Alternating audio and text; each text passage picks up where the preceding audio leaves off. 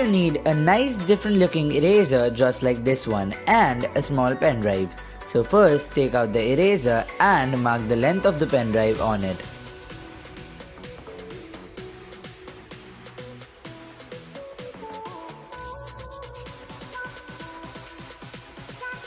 Then on the side, mark the neck of the pen drive.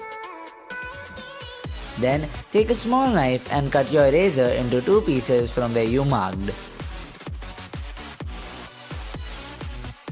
Once you're done with that, take your pen drive on the smaller eraser and mark the mouth of the drive. Then on the bigger piece, mark the back of the pen drive.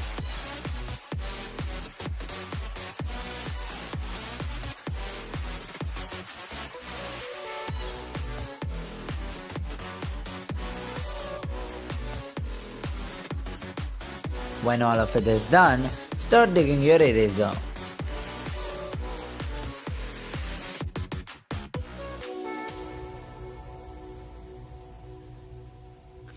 So finally, both the pieces are done. The top cover fits perfectly, but there is a problem for the other one. As you can see, the thickness of the pen drive is not the same throughout.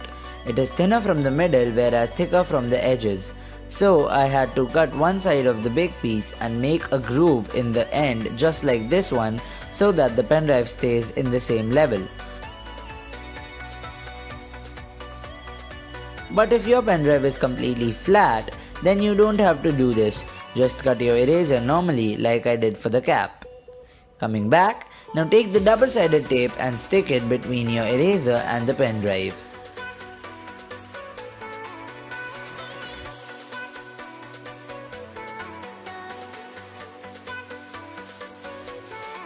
So now the case is almost ready, just close the cap and put the eraser back inside.